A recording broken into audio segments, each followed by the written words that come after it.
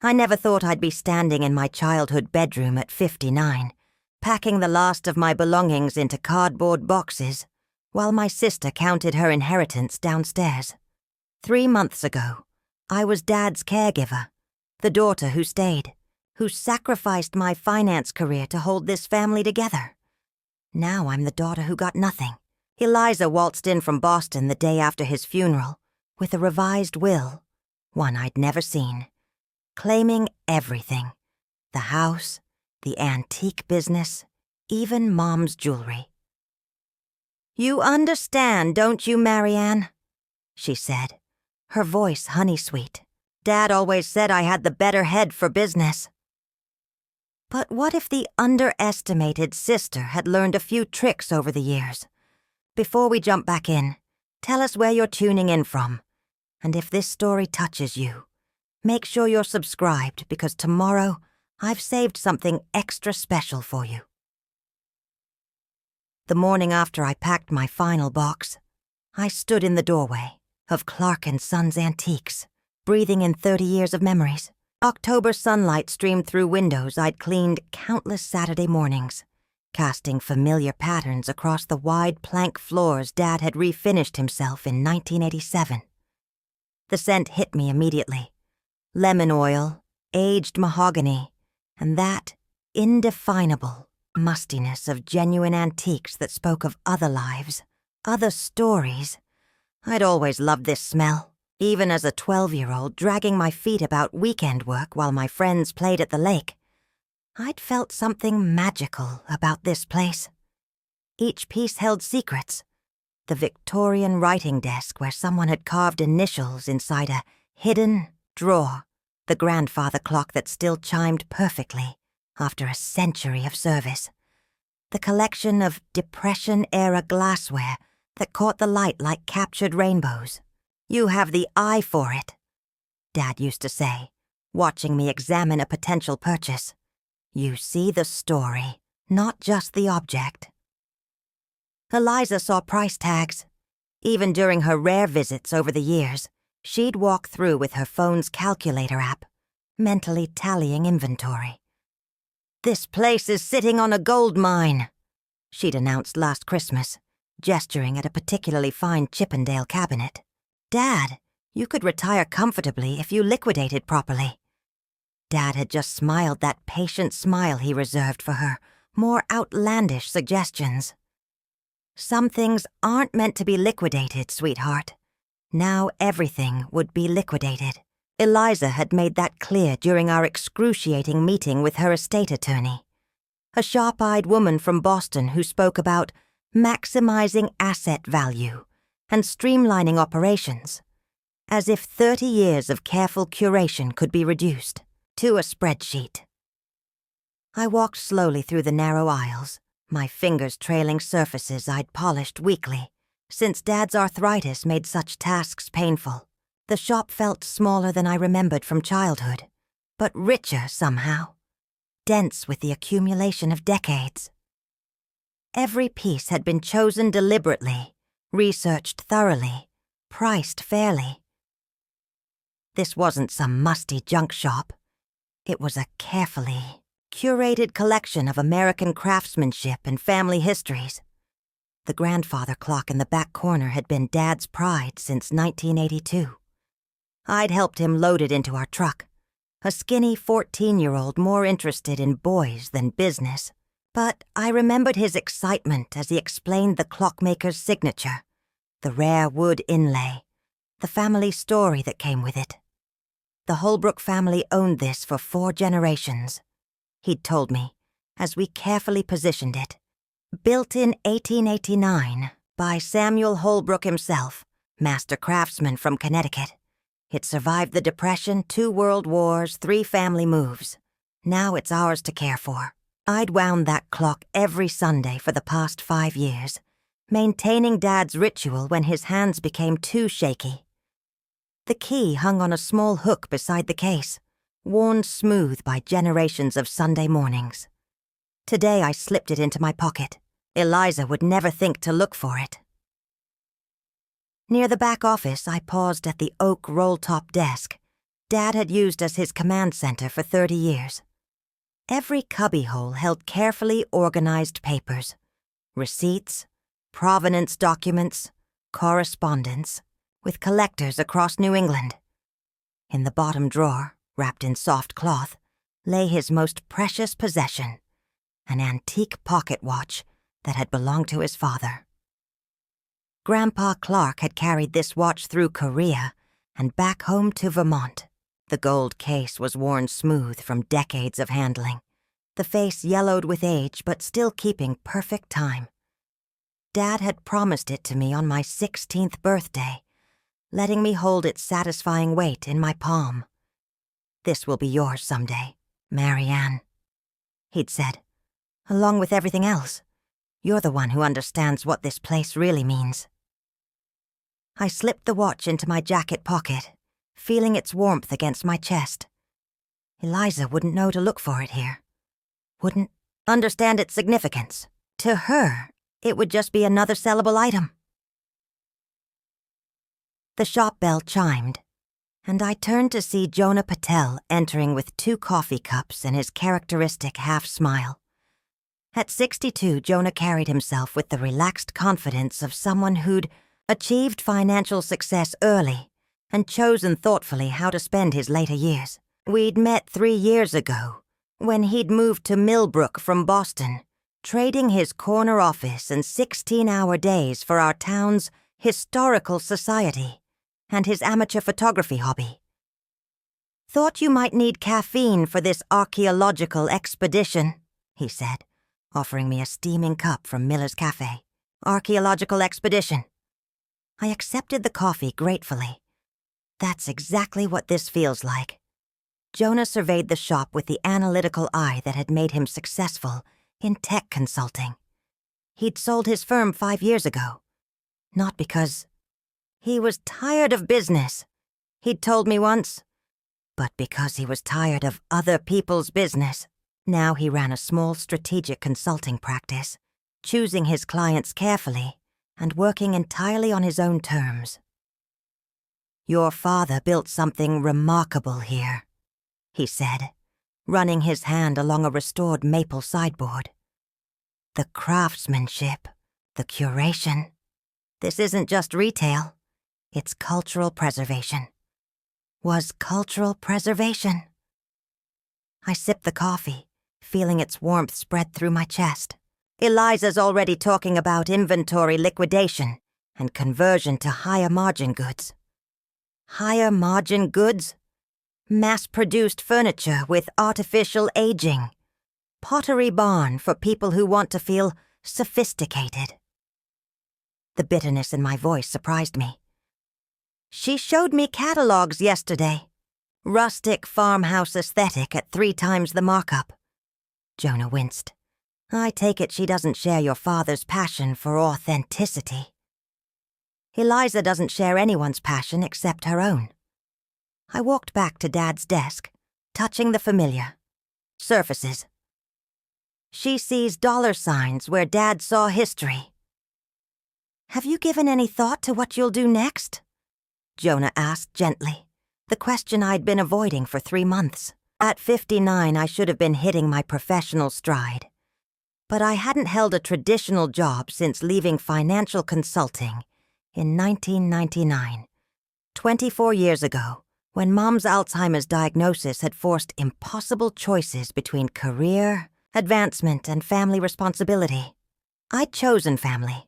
For 7 years, I'd managed Mom's decline, the gradual loss of words, recognition, independence, doctor appointments, medication schedules, safety modifications to the house.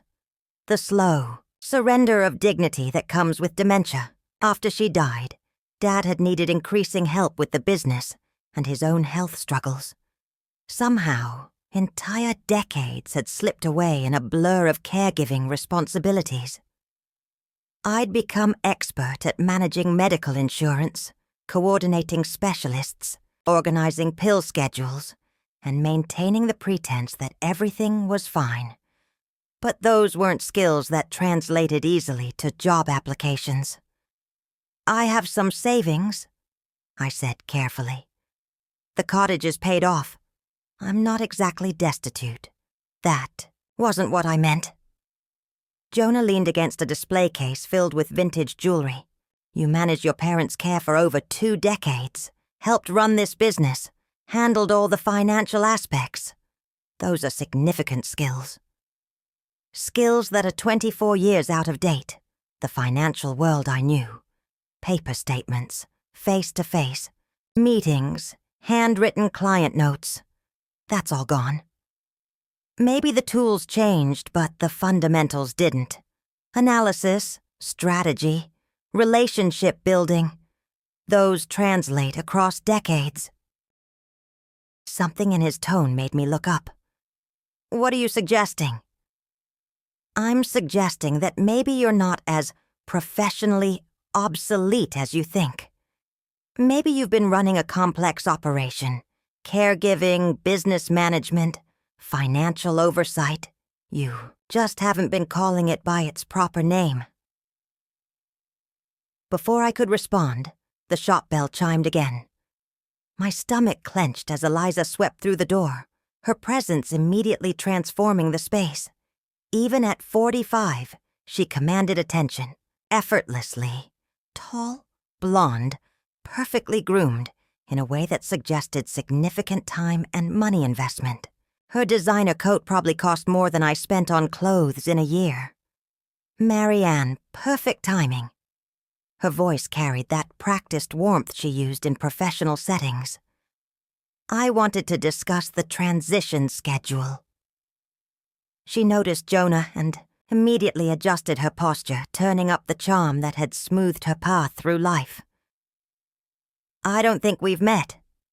I'm Eliza Clark Winters, Marianne's sister, Jonah Patel. His handshake was polite but measured. I've heard quite a lot about you. Eliza's smile faltered slightly. She wasn't accustomed to neutral responses to her charm offensive. I hope Marianne hasn't been overwhelming you with family, drama. These transitions are always emotional, but they're necessary for everyone to move forward healthily. Moving forward healthily. Jonah repeated thoughtfully. Interesting phrase. In my experience, healthy movement requires solid ground beneath your feet.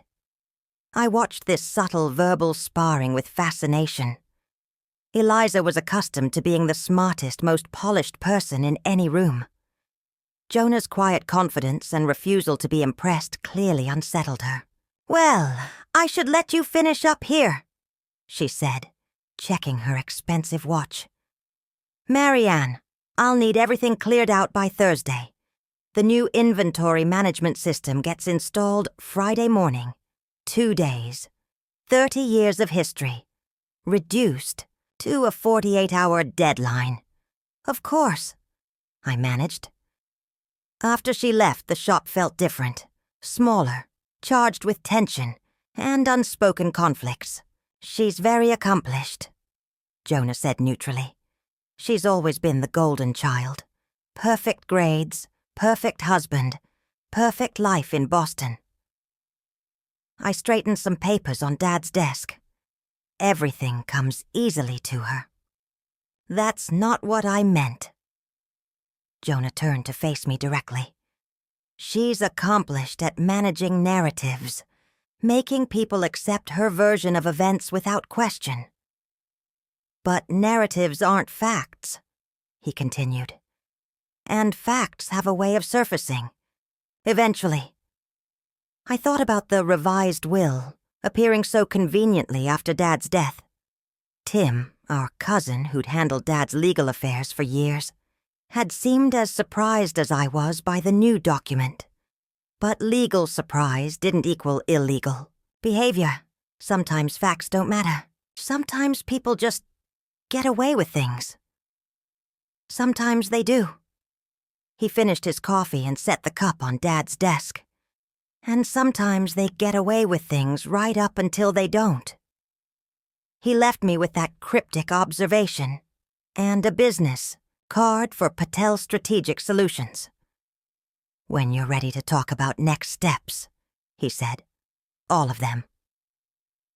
I spent the afternoon cataloging items I wanted to preserve, taking photographs of arrangements I'd known by heart, the Tiffany lamp on the writing desk, the collection of milk glass that Mom had loved, the family photos scattered throughout the shop.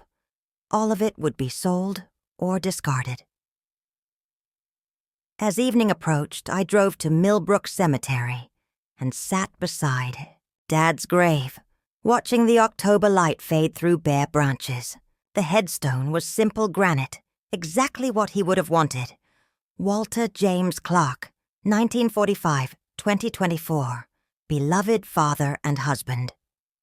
I don't understand what you were thinking, I said aloud, not caring if anyone heard me talking to granite. 24 years I put this family first. My career, my relationships, my entire adult life. All of it secondary to taking care of everyone else. And in the end, you gave it all to her.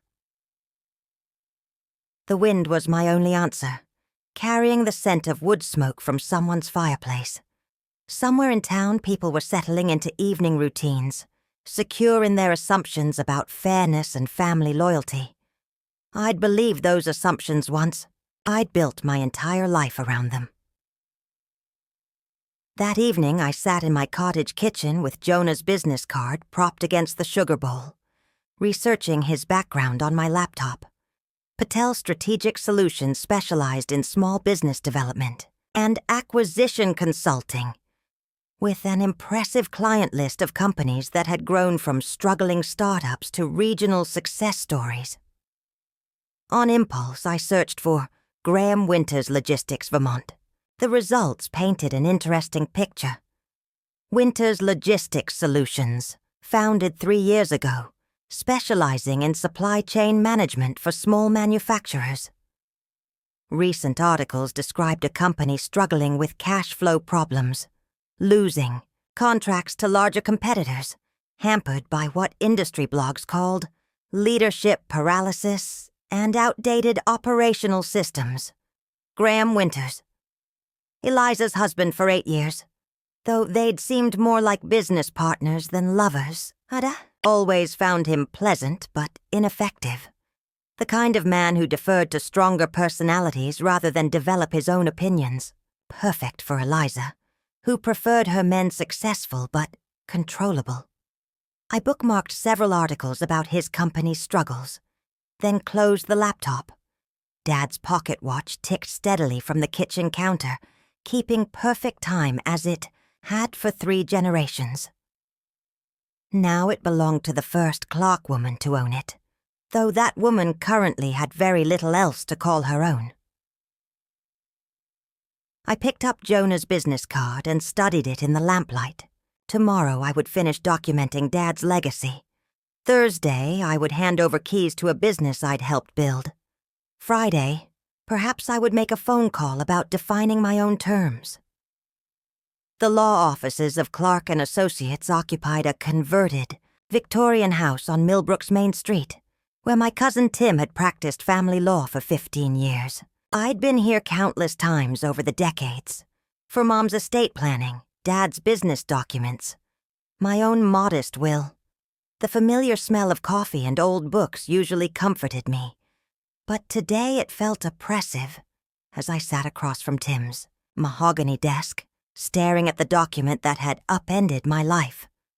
The revised will lay between us like evidence of a crime, its crisp white pages mocking the yellowed original I'd helped Dad prepare just 3 years earlier. Tim's usually cheerful, face was drawn with exhaustion and something else. Guilt, perhaps, or professional frustration. "I've been over this 100 times, Marianne," he said, adjusting his wire-rimmed glasses. "The signature is definitely your father's. The witness signatures are legitimate. Mrs. Henderson from next door and her daughter Carol. The notarization is proper. Legally, this document is ironclad. But you didn't prepare it." I touched the corner of the will, noting the expensive letterhead from a Boston law firm. "In 30 years of handling Dad's affairs, this is the first document not prepared. By your office. Tim leaned back in his chair, looking older than his 52 years. We'd grown up together, Tim and Eliza and I, spending summers at our grandparents' farm before life scattered us across New England. He'd been the serious one even as a child, the peacemaker who refereed our squabbles and organized our games. No, I didn't prepare it, he admitted. The first I heard about any changes was when Eliza called me 3 days after the funeral. She said Walter had wanted to update his estate plan and had worked with a specialist in Boston. A specialist in, what? Estate tax minimization, apparently. Though that's puzzling, since your father's estate doesn't approach the federal tax threshold. Tim pulled out a thick file folder. I've been researching the firm that prepared this. Hartwell, Morrison and Associates. They're legitimate, but they specialize in high-net-worth clients. Minimum estates of $5 million. Dad's entire estate, the house, the antique business, his savings, was worth perhaps $400,000. Comfortable for a small-town widower, but hardly requiring sophisticated tax planning. When did he supposedly have this prepared? I asked. Tim consulted his notes. According to the document, it was executed on March 15th, about 6 weeks before he died. March 15th. I remembered that day clearly because it was the first time Dad had seemed genuinely confused about his medication schedule. I'd arrived at his house that morning to find him sitting at the kitchen table staring at 7 different prescription bottles with a bewildered expression.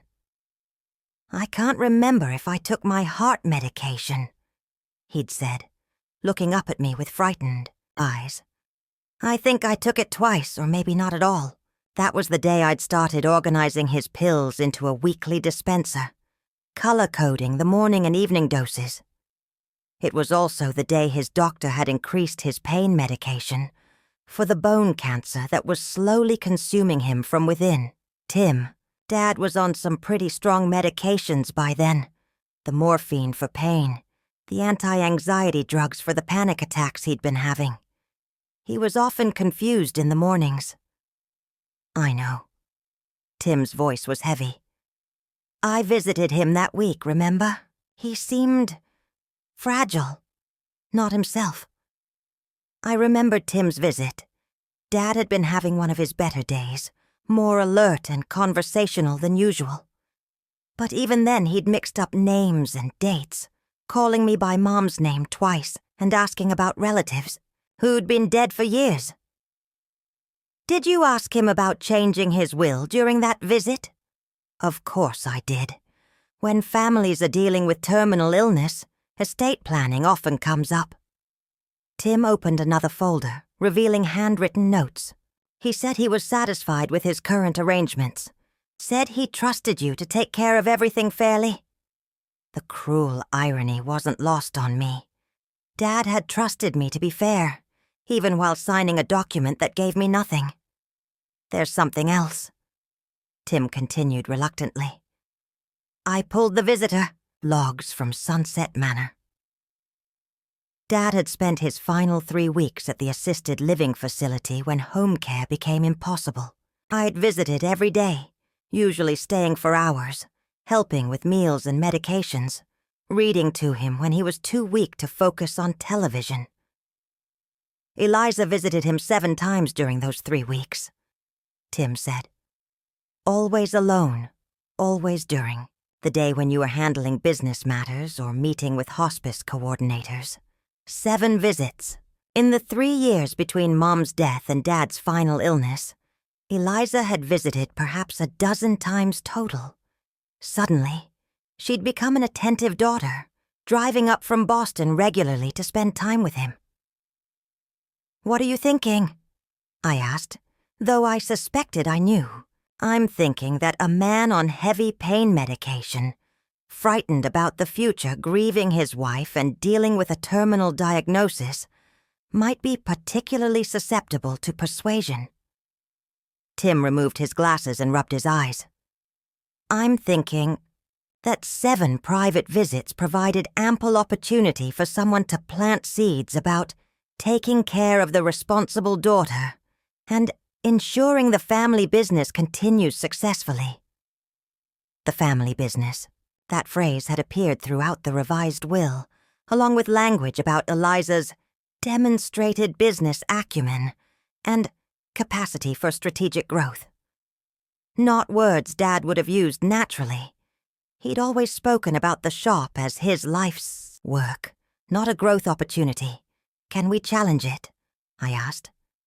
Tim was quiet for a long moment, studying the document that had transformed me from heir to nothing. Challenging a will requires proving either that the testator lacked mental capacity, was under undue influence, or that the document is fraudulent. The signature is genuine, the witnesses are credible, and there's no medical documentation of incompetence. But the medication would need to be proven to have impaired his decision-making capacity at the specific time he signed the will. His medical records show he was lucid during several examinations that month. A judge would need clear evidence of incapacity, not just suspicion. What about undue influence? Harder to prove. We'd need to demonstrate that Eliza used her relationship to manipulate him into changing his will against his true wishes. But she could argue she was simply helping him make rational decisions about the business's future. I stared at the will, feeling the weight of its implications settling over me, like a shroud. Even if I could prove undue influence, the legal battle would consume years and thousands of dollars I didn't have. Meanwhile, Eliza would liquidate Dad's life's work, converting 30 years of careful curation into quick cash. There's one more thing, Tim said quietly. I ran a credit check on the antique business as part of my review. He slid another document across the desk. Clark & Sons Antiques had taken out a significant line of credit 6 months before Dad's death, $50,000, secured against the shop's inventory. Dad never mentioned this to me, I said, studying the bank documents. The payments are current, but barely, and look at the cosigner. My blood chilled as I saw Eliza's signature on the loan documents. She'd co-signed for Dad's business loan, giving her legal standing as a creditor even before inheriting the company outright. She positioned herself perfectly, I said, understanding dawning. Co-sign for the loan, convince Dad to change his will, inherit everything. If the business fails, she's protected as a creditor. If it succeeds, she owns it completely. Tim nodded grimly. It's not illegal. Unethical, perhaps, but not illegal. She played a long game and won. I left Tim's office feeling hollowed out, carrying copies of documents that told the story of my own systematic betrayal. The October afternoon was crisp and bright, mocking my dark mood as I walked slowly down Main Street toward my car. Everything made sense now. Eliza's sudden interest in Dad's health, her helpful suggestions about business improvements, her carefully timed visits during his most vulnerable weeks. She'd identified an opportunity and executed a strategy with the precision of a corporate takeover. I sat in my car for a long time, watching normal people go about their normal lives. Grocery shopping, picking up prescriptions, chatting with neighbors. People who trusted that families protected each other, that years of sacrifice and loyalty mattered, that justice existed somewhere in the universe. I'd been one of those people until 3 months ago. Dad's pocket watch ticked steadily in my purse, keeping time with my slowly beating heart. 3 generations of Clark men had carried this watch, believing in hard work and family loyalty, and doing the right thing. Now it belonged to a Clark woman who was learning that doing the right thing sometimes meant you ended up with nothing but a watch and a cottage and the bitter knowledge that you'd been played by an expert. I drove home as the sun set behind the Vermont hills, painting the sky in shades of gold and crimson that reminded me of better times. In my cottage kitchen, I made tea and sat at the small table where I'd planned meals for my parents, organized their medications, and tried to make sense of insurance claims and medical bills. Tomorrow, I would clean out the last of my belongings from the antique shop. I would hand over the keys to 30 years of my life to a sister who had manipulated a dying man into betraying everything he'd once promised. But tonight, I would think about what Jonah had said about choosing your own terms, about narratives versus facts, about people getting away with things right up until they don't. I pulled out my laptop and opened a new document. At the top, I typed, Strategic Options Analysis. Below that, I began listing everything I knew about Eliza's life, her husband's struggling business, and the financial vulnerabilities that even successful people carry. If Eliza had taught me anything, it was that family loyalty could be weaponized, that trust could be turned into opportunity, that sometimes the person who appears to have lost everything is actually the person with the least left to lose. I worked until midnight, filling pages with research and possibilities, feeling something I hadn't experienced in months. The sharp, focused energy of someone who had finally stopped accepting other people's terms and started setting her own. Telling and preparing this story took us a lot of time, so if you are enjoying it, subscribe to our channel. It means a lot to us now. Back to the story. The leather-bound notebook had been a Christmas gift from Dad 5 years ago, back when he still believed I might return to the business world someday. For when you're ready to conquer corporate America again, he'd written in the inscription. I tucked it away in a drawer, convinced that ship had sailed long ago. Now, 3 weeks after my devastating meeting with Tim, the notebook lay open, on my kitchen table filled with 42 pages of handwritten analysis, business projections, and strategic planning. My coffee had grown cold as I worked through the final details of what Jonah was calling Clark Consulting Solutions, a name that honored my father while establishing my independence from the family that had discarded me. You've been remarkably thorough, Jonah said, reviewing my market analysis over breakfast at Miller's Cafe. The morning rush had died down, leaving us privacy among the usual collection of retirees reading newspapers and remote workers hunched over laptops. Small manufacturers in Vermont face genuine supply chain challenges. There's definitely an underserved market for specialized consulting. I'd spent 3 intense weeks researching the regional business landscape, identifying companies that were too small for major consulting firms but large enough to need professional guidance. My background in financial analysis, combined with decades of practical small business experience, positioned me perfectly for this overlooked market segment.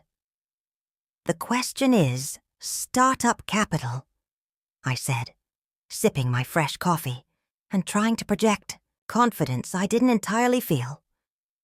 I have enough savings to operate for 6 months, maybe 8 if I'm extremely careful with expenses. What about clients? You'll need revenue quickly to establish credibility and cash flow. I smiled, feeling a confidence I hadn't experienced in years. I've already had 4 preliminary conversations. Remember Sarah Chen from the farmer's market? Her organic food processing company is struggling with distribution logistics that are preventing expansion. There's also a furniture maker in Brattleboro who's lost 2 major contracts because he can't manage inventory properly. And the others? Miller's Cafe, actually. Janet wants to expand into catering, but she's overwhelmed by the operational complexity of managing both restaurant service and off-site events. I gestured around the familiar restaurant where I'd shared countless breakfasts with Dad during his final years. There's also a craft brewery in Montpelier that's grown too, quickly and needs help streamlining their production processes. Jonah nodded approvingly. You're thinking like a consultant already, identifying problems you can solve rather than services you want to sell. What's your plan for business development? I flipped to a detailed section of my notebook filled with networking strategies and industry contacts I'd been rebuilding. The Vermont Small Business Association hosts monthly meetups that I plan to attend regularly. The Regional Manufacturers Alliance has quarterly conferences where I can meet potential clients. There's also the Women's Business Network. I haven't been professionally active for decades, but I've maintained some connections from my consulting days. Speaking of connections, Jonah said carefully, lowering his voice and glancing around the nearly empty cafe. I've been doing some research of my own about Winter's logistics solutions. My pulse quickened despite my efforts to remain calm. Graham's struggling company had been occupying my thoughts constantly, though I'd been careful about appearing too interested. What kind of research? The kind you do when you're considering a potential investment opportunity. He pulled out his own notebook, filled with financial data and industry analysis, written in his precise handwriting. Graham's fundamental business model is actually quite sound, but his execution is severely lacking. It's a classic case of operational inefficiency, undermining what should be a profitable concept. I leaned forward, studying his detailed notes with growing interest. Winter's logistics had started strong 3 years ago, securing several mid-sized manufacturing clients who needed professional supply chain coordination. But over time, they'd lost nearly half their accounts to competitors who offered more reliable service and better technology integration. What's causing the operational problems? Leadership paralysis. Mostly. Graham has decent instincts for identifying issues, but terrible follow-through when it comes to implementation. He'll diagnose problems correctly, but then second-guess himself into complete inaction. Jonah pointed to a carefully constructed timeline showing lost contracts. Look at this pattern. Client raises operational concerns. Graham promises comprehensive solutions. Delays actual implementation while overthinking details. Client gets frustrated with lack of progress and eventually leaves for a competitor. Eliza must be putting considerable pressure on him. That's certainly part of the dysfunction, but there are deeper structural issues. Jonah lowered his voice further. I had an interesting lunch conversation with Roger Hartwell last week. He serves on the board of the Regional Development Authority. Graham applied for a business expansion loan 6 months ago. His written application was actually quite strong, but the face-to-face interview was apparently disastrous. Roger said Graham seemed competent on paper, but completely overwhelmed and indecisive in person. I absorbed this information carefully, seeing potential opportunities forming in my mind. If the fundamental business model is sound but the execution is consistently weak, that suggests most problems are fixable with proper management and decisive leadership. Exactly my assessment, which is why I've been researching potential acquisition possibilities. My heart nearly stopped beating. Acquisition? Not for me personally, Jonah said quickly, reading my expression. For someone with exactly the right combination of financial analysis skills, hands-on small business experience, and strategic vision. Someone who understands both the technical aspects of management consulting and the complex personal dynamics of family business relationships. He was talking about me. The realization hit like a combination of ice water and electricity, simultaneously thrilling and absolutely terrifying. Jonah, I can't possibly afford to acquire a logistics company. I'm launching my own consulting practice with personal savings that might last 8 months if I'm extremely frugal. You can't afford to acquire it through traditional financing approaches. But there are alternative strategies for motivated buyers. He flipped to a fresh page in his notebook, revealing research into creative acquisition methods. Distressed asset acquisition, management buyouts, strategic partnerships with existing creditors. When a business is genuinely struggling, innovative, financing structures become not just possible, but often preferable for all parties involved.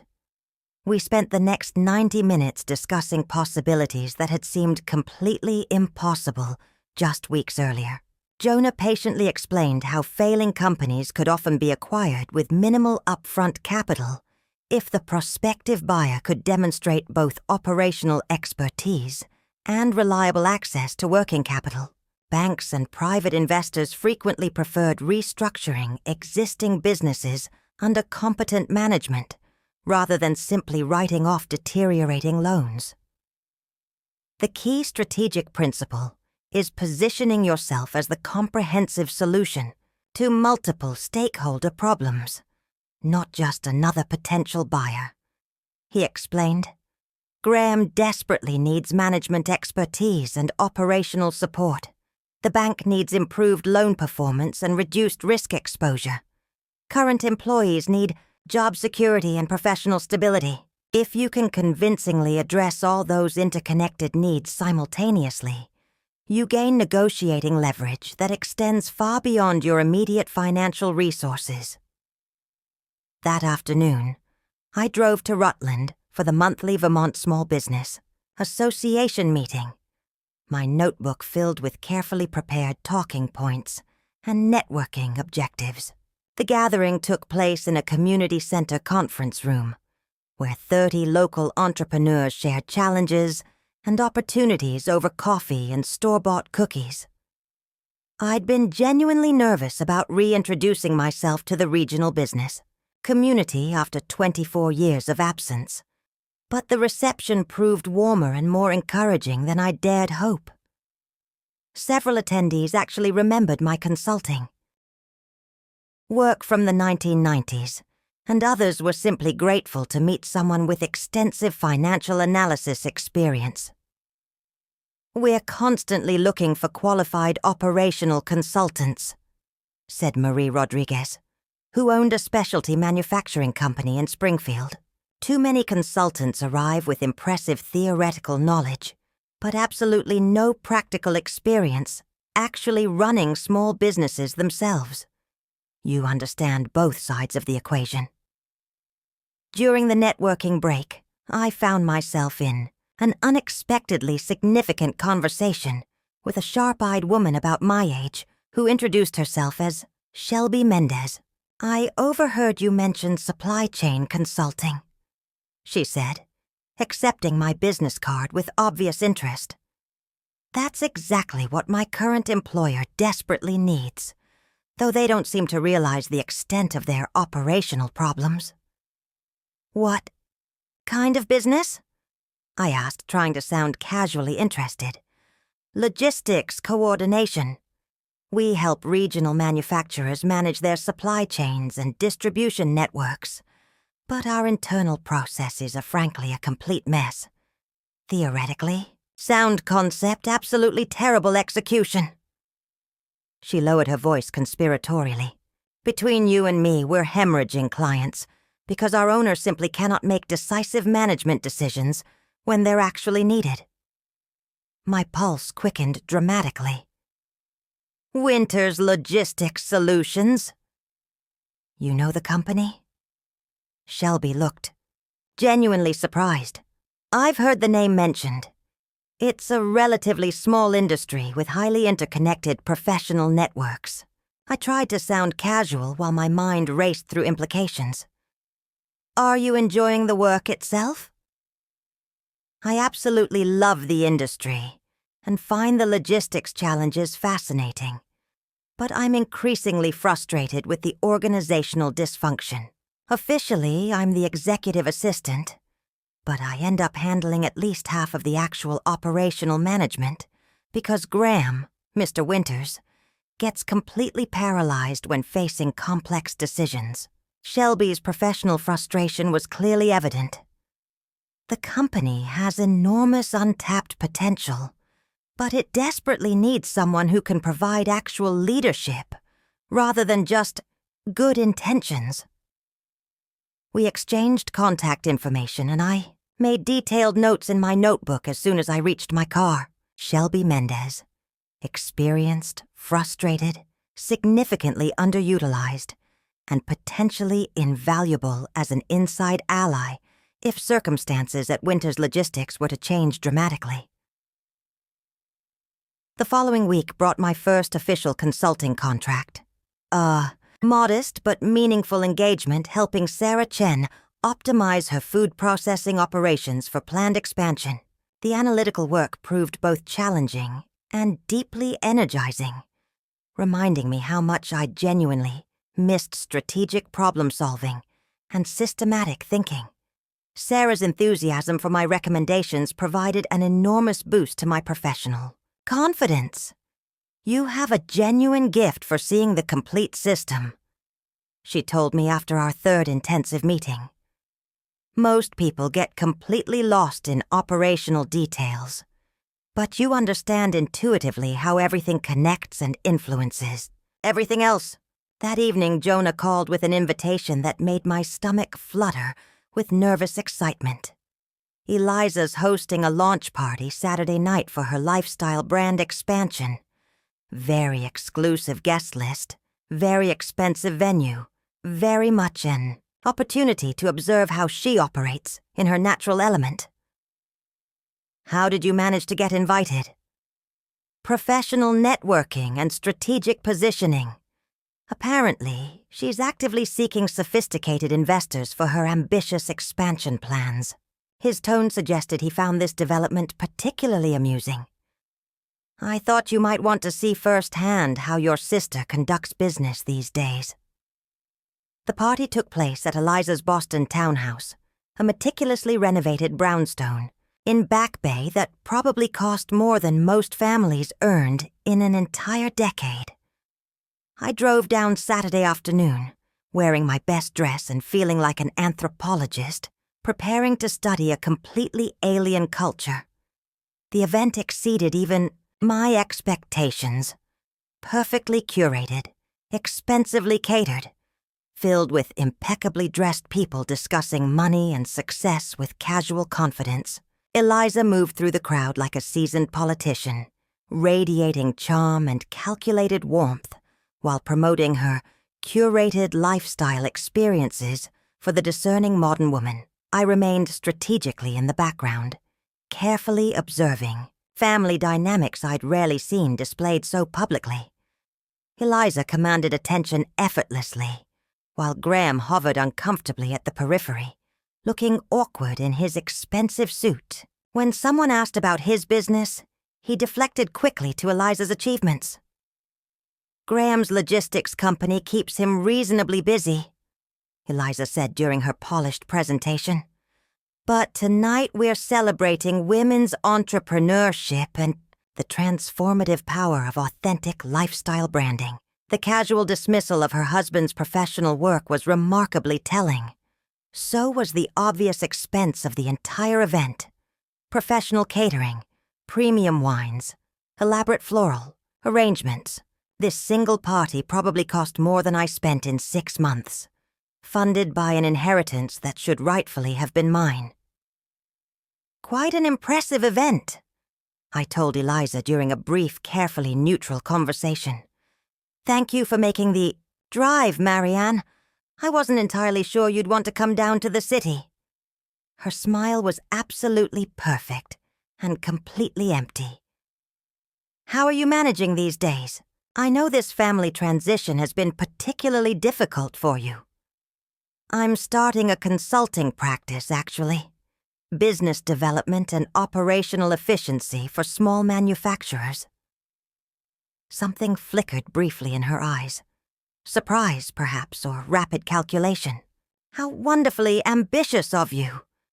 I certainly hope you managed to find some suitable clients." The condescension was subtle but absolutely unmistakable. Eliza couldn't imagine her older sister succeeding where she'd failed decades before. Couldn't conceive that 24 years of complex family management might have taught genuinely valuable professional skills. On the long drive home through dark Vermont hills, I thought carefully about everything I'd observed. Eliza's supreme confidence was built entirely on financial security she'd essentially stolen from our father. Her extravagant lifestyle required constant substantial cash flow to maintain appearances, and her casual dismissal of Graham's business suggested she had absolutely no understanding of its actual potential or underlying problems. Back in my cottage kitchen, I opened my notebook to a fresh page and began writing.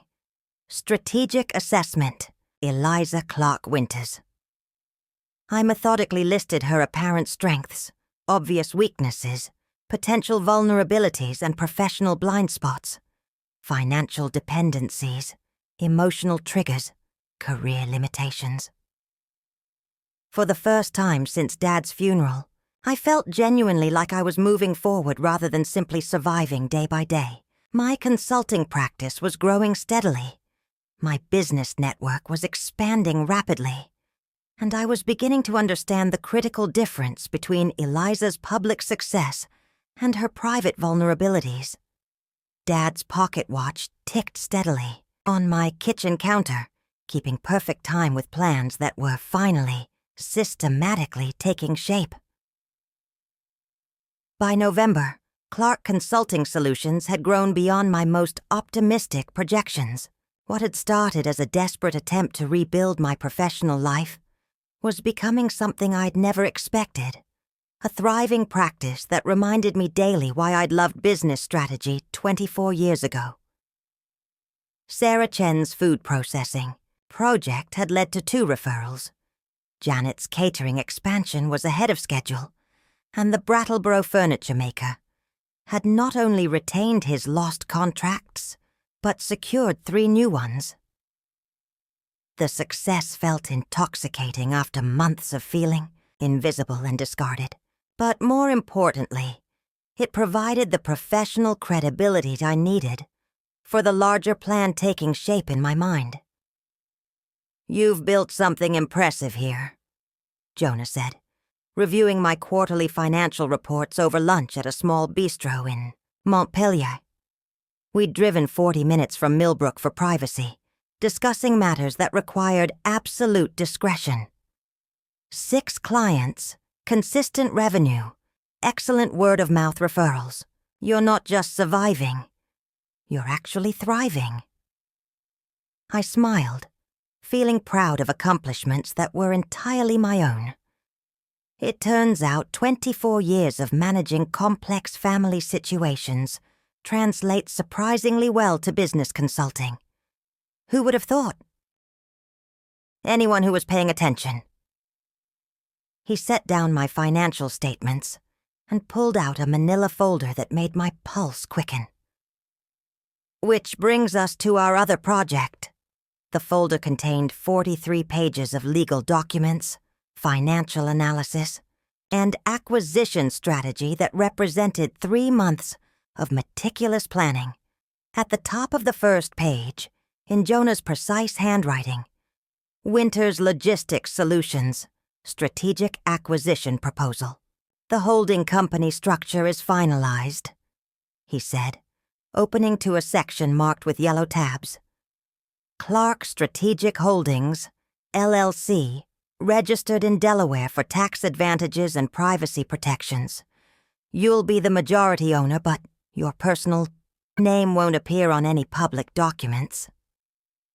I studied the corporate formation papers, marveling at how professional everything looked.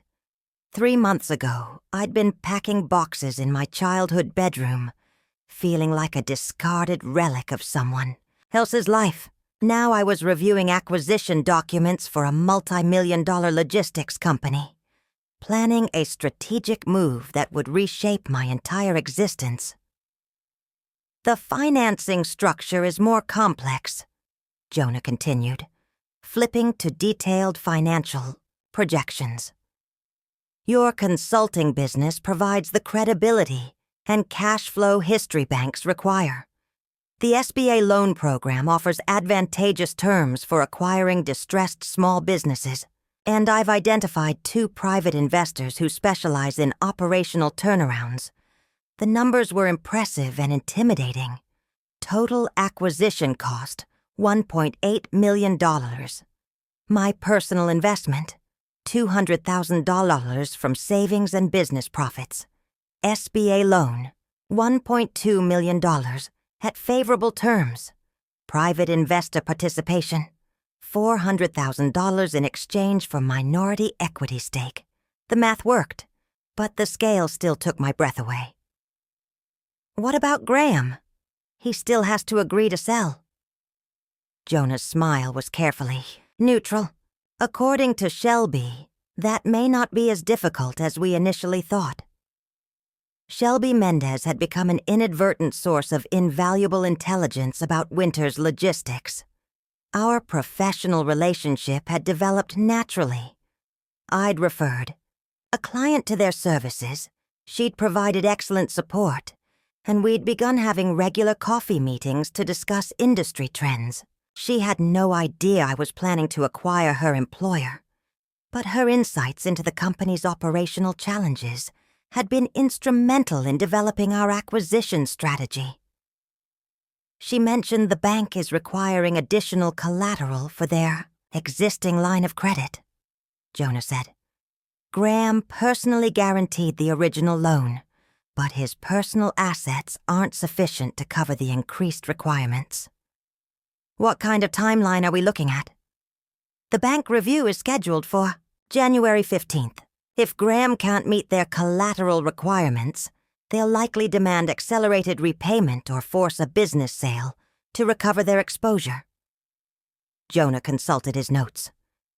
According to Shelby, Graham has been working with a business broker to explore options, but the preliminary valuations have been discouraging. Perfect timing. By January, my consulting practice would have 6 months of solid financial history.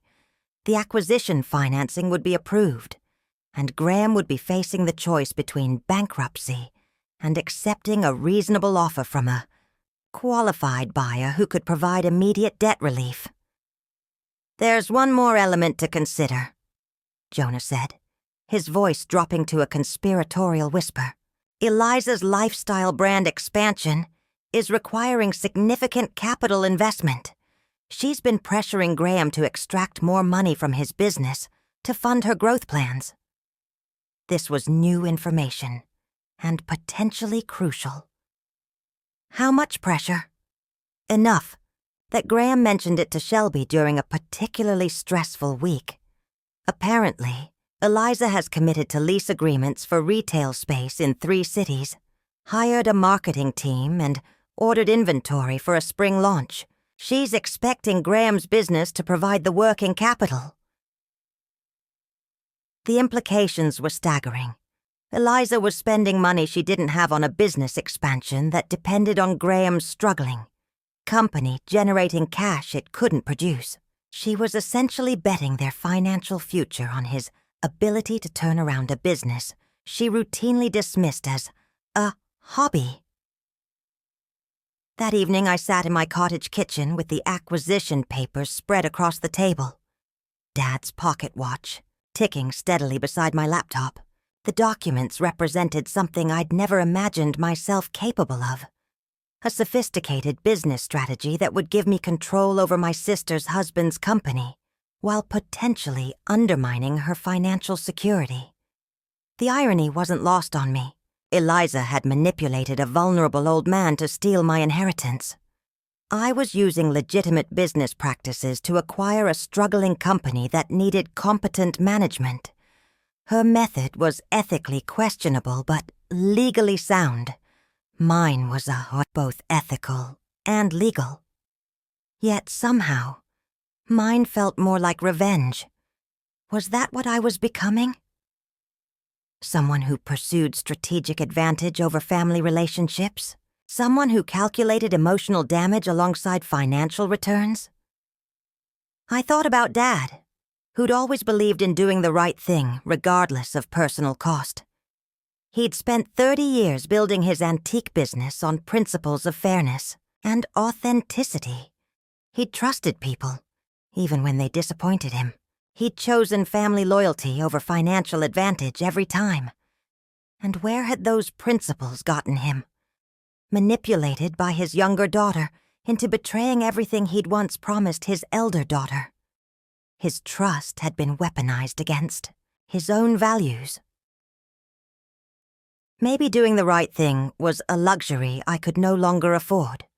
Maybe fairness was a game for people who hadn't been systematically betrayed by those they'd sacrificed everything to protect.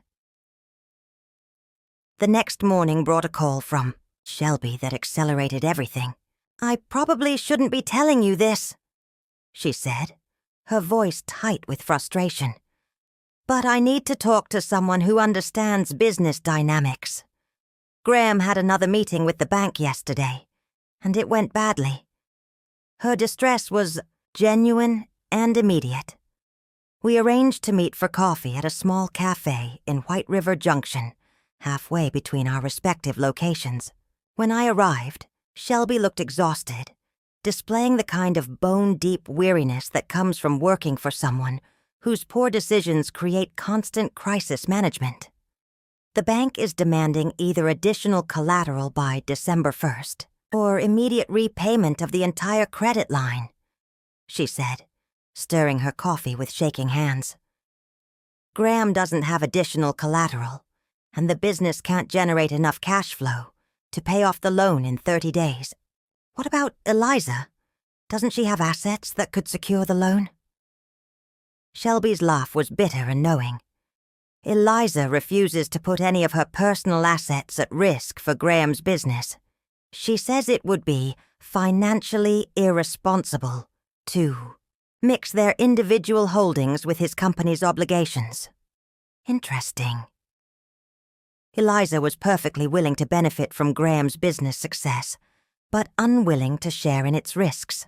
Classic behavior from someone who viewed marriage as a strategic partnership rather than a mutual commitment.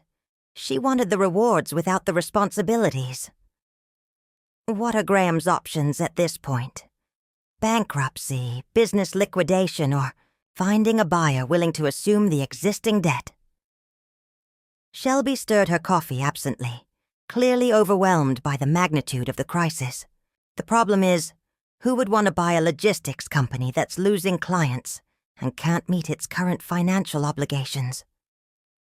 I maintained a carefully neutral expression while my mind raced through possibilities.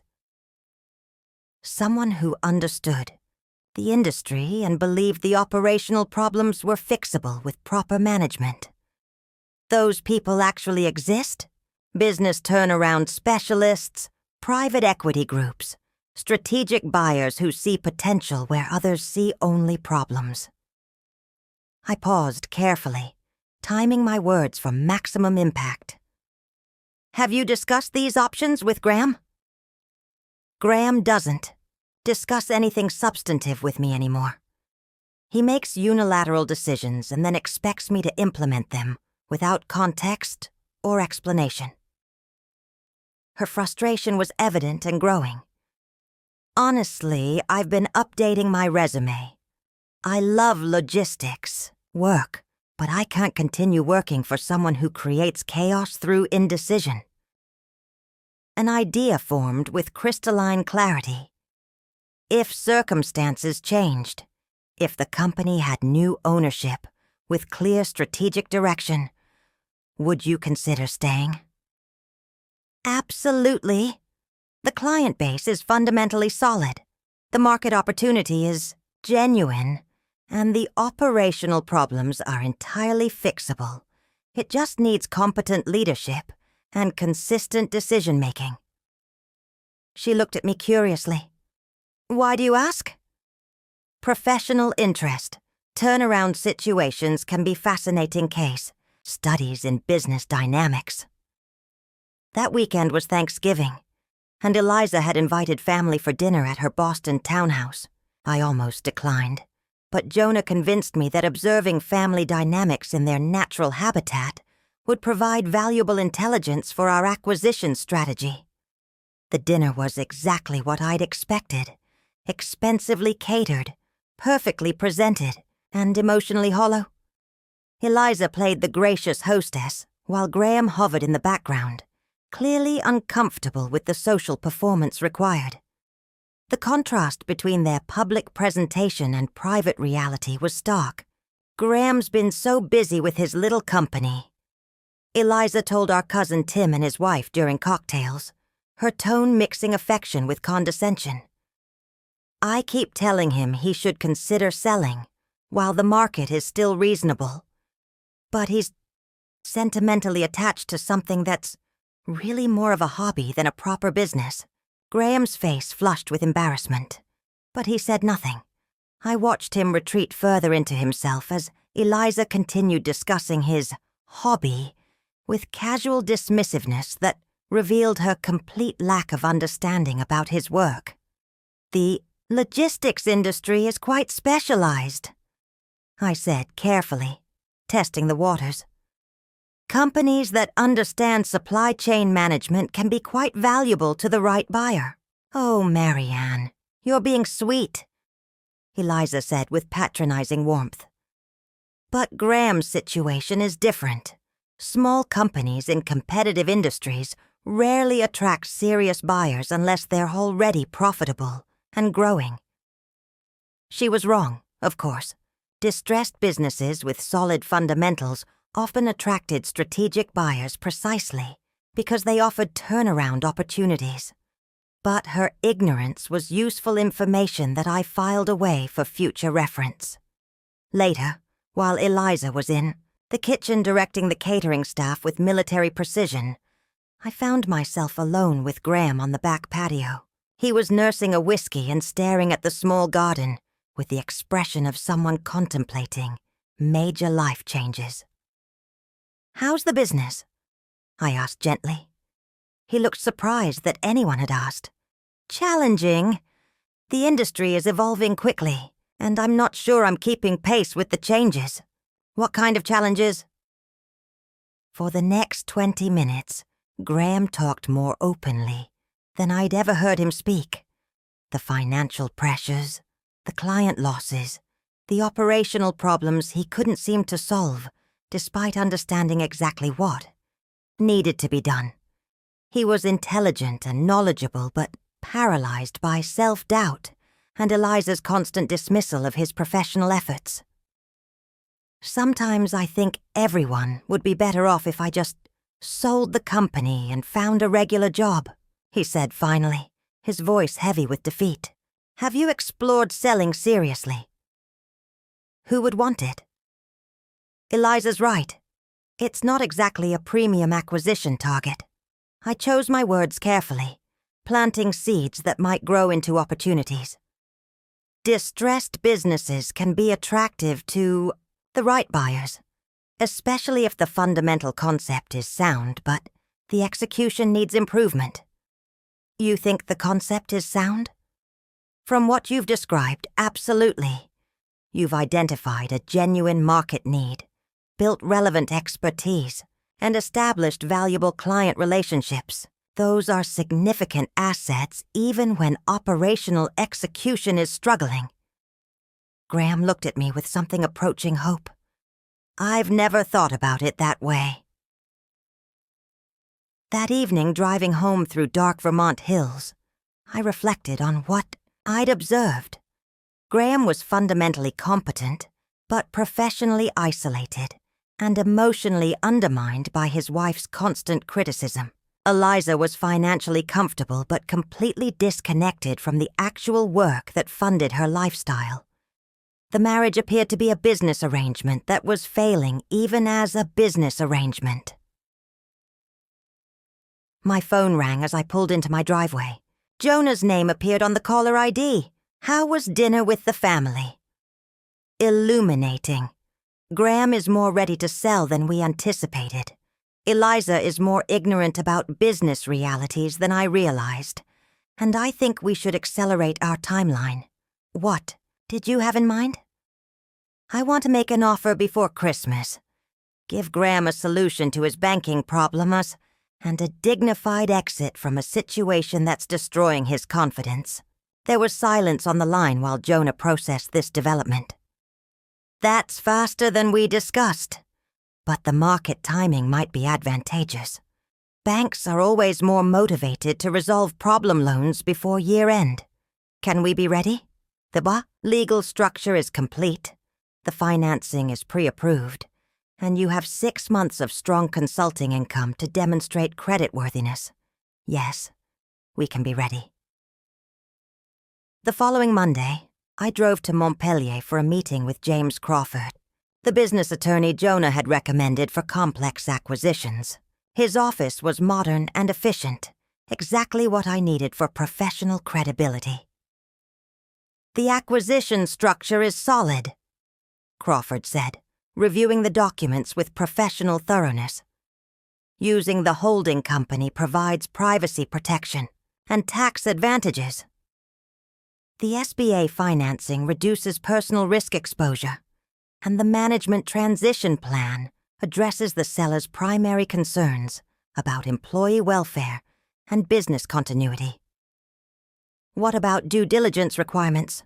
We'll need complete financial records for the past 3 years, client contracts, supplier agreements, and detailed operational documentation. If the seller is motivated, this process can be completed within 60 days.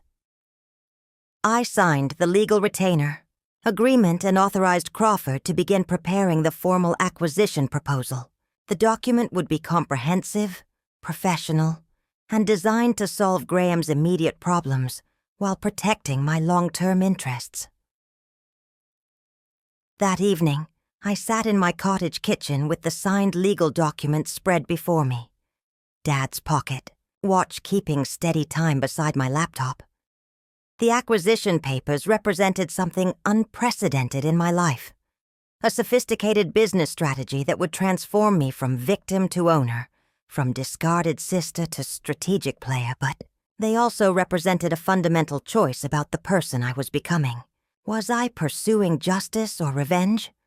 Was I building something positive or simply tearing down what Eliza valued?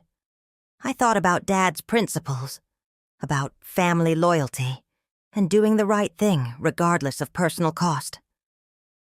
Then I thought about 24 years of sacrifice rewarded with betrayal, about watching Eliza dismiss Graham's efforts while enjoying the financial security she'd stolen from our father. Perhaps there was a difference between revenge and justice. Perhaps sometimes doing the right thing meant refusing to accept other people's definitions of what you deserved. The pocket watch ticked steadily, counting down to decisions that would change everything for both our families. 3 generations of Clark men had believed in trusting others to do the right thing. Maybe it was time for the first Clark woman to ensure the right thing actually happened.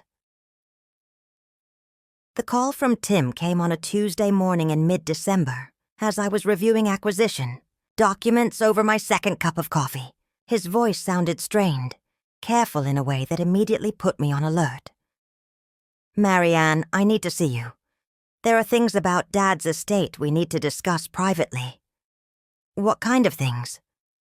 "Things better discussed in person. Can you come to my office this afternoon? And don't mention this conversation to anyone." The drive to Tim's office took 20 minutes, but felt endless. His tone had carried the weight of someone who'd discovered something he wished he hadn't. When I arrived, he was waiting in his conference room with a manila folder that looked far too thick for comfort. "Close the door," he said without preamble. "What I'm about to show you is confidential attorney-client material, but you have a right to see it." He opened the folder and spread out documents I'd never seen. Bank statements, canceled checks, and financial records that painted a picture of systematic theft spanning nearly 2 years. "I've been conducting a private investigation since our last meeting," Tim said quietly, adjusting his wire-rimmed glasses. Something about the revised will bothered me beyond just the suspicious timing. So I started digging deeper into Dad's financial records, requesting documents from every bank he'd ever used. The first bank statement was from Clark & Sons Antiques' business account. Tim had highlighted specific transactions in yellow. Monthly, withdrawals of $3,000 to $5,000, always made on days when I wasn't at the shop. These withdrawals started 18 months before Dad died, Tim explained. They're all made to cash, using deposit slips signed by someone with business account. Access. Dad gave Eliza access during his final year, I said, remembering her offer to help with banking when his arthritis made writing difficult. Look at the signatures on these deposit slips. I studied the handwriting, comparing it to Dad's legitimate signatures. The forged signatures were skilled enough to pass casual inspection, but lacked the slight tremor that had characterized Dad's writing during his illness. Eliza. Almost certainly. And there's more. The next documents showed transfers, from Dad's personal savings to an account I didn't recognize. Monthly movements of $2,000 to $4,000, always with forged authorization signatures, totaling nearly $85,000 over 18 months. Whose account received the transfers? Tim's expression was grim. An LLC registered in Massachusetts. ELW Enterprises. Eliza's. Initials. She created a shell company to funnel Dad's money into her personal accounts. The magnitude of the theft was staggering. While I'd been caring for Dad, managing his medications and coordinating his medical care, organizing his entire life around his declining health, Eliza had been systematically draining his assets. The woman who'd inherited everything had been stealing from him even before he died. There's one more thing, Tim said, pulling out the final documents. I had a handwriting expert examine the revised will. The expert's report was technical but damning. Dad's signature was genuine, but there were signs of what the expert called signature under duress, hesitation marks, pressure variations, and tremor patterns consistent with someone confused or coerced. He signed it, but not willingly. Someone guided his hand or pressured him when he was medicated and confused. I sat in silence, absorbing the full scope of Eliza's betrayal. She hadn't just manipulated Dad. She'd been stealing from him for months. The inheritance she'd claimed wasn't rightfully hers to begin with. What are our legal options? I asked. With this evidence, we can file criminal charges for elder abuse, forgery, and embezzlement. We can challenge the will based on undue influence. You'd likely recover the estate, plus criminal restitution. Timeline. Criminal charges could be filed immediately. Civil litigation would take 18 to 24 months. But given this evidence, her attorney would likely advise settlement. I stared at the documents, feeling something shift inside me. For months, I'd believed Eliza had outmaneuvered me through superior strategy. Now I discovered she'd simply committed crimes and been lucky not to get caught. Until now. Tim, keep this evidence secure, but don't file anything yet. What? Marianne, this is slam-dunk criminal prosecution. We can destroy her. I know. But I want to choose the timing carefully. He looked confused. Why wait? Every day she keeps the stolen money is another day of injustice. I thought about the acquisition documents in my briefcase, Graham's desperate situation, and Eliza's overextended lifestyle brand. Because I want to be strategic, Eliza's been playing a long game for years. Maybe it's time I played one too. Tim studied my face. What do you have in mind? Nothing illegal, nothing unethical. Just timing. That evening I sat in my cottage kitchen with the copied documents spread across the table. The evidence of Eliza's crimes was incontrovertible. But the revelation changed everything about my acquisition strategy.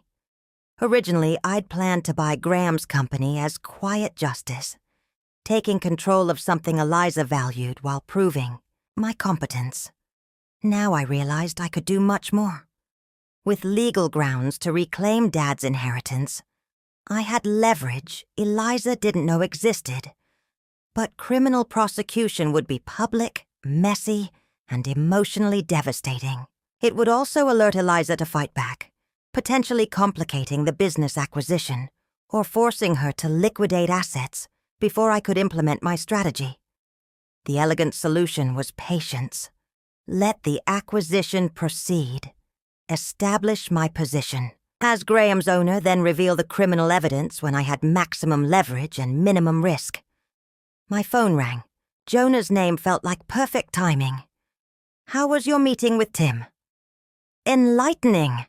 Eliza's crimes go far beyond manipulating Dad's will." I explained the embezzlement evidence, the forged signatures, and the systematic theft. Jonah listened, in silence. "This changes everything," he said finally. "With criminal evidence, you don't need to acquire Graham's company. You can reclaim your inheritance directly." I could. But that would be reactive, not strategic. "What do you mean?" "Criminal.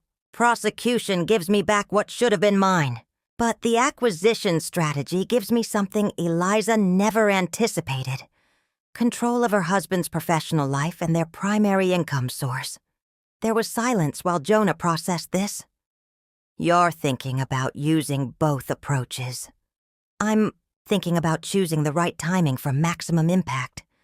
If I file criminal charges now, Eliza fights back immediately. If I acquire the business first and then reveal the criminal evidence, she has no good options.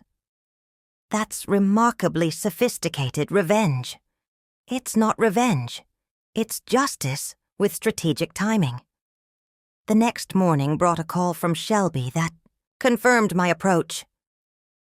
"Graham's panicking about the bank deadline," she said. "He's gotten 3 business valuations, and they're all disappointing. The company is worth less than the outstanding debt." "What's his plan?" "He's talking about bankruptcy."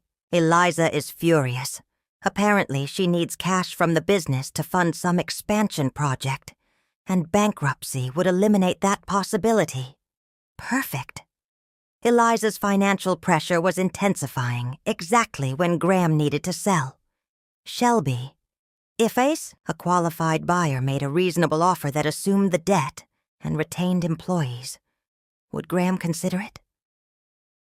Absolutely. At this point, he'd consider any offer that let him walk away with dignity intact. That afternoon, I called James Crawford and authorized him to prepare the formal acquisition offer. The terms were generous. Would assume all business debts, retain all employees, and pay Graham modestly for the company's assets. "The offer solves the seller's immediate problems," Crawford explained. "Debt relief, employment security, and a dignified exit.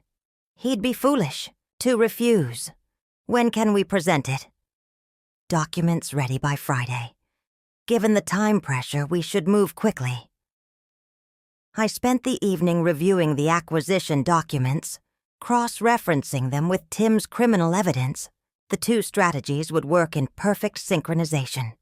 First, establish control of Graham's business, then reveal Eliza's crimes when she was most vulnerable. Dad's pocket watch ticked steadily on the kitchen counter, keeping perfect time with plans that had evolved far beyond anything I'd originally imagined. 3 months ago, I'd been a victim of family betrayal. Now I was orchestrating a response that would address both the theft of my inheritance and the dismissive treatment of my capabilities.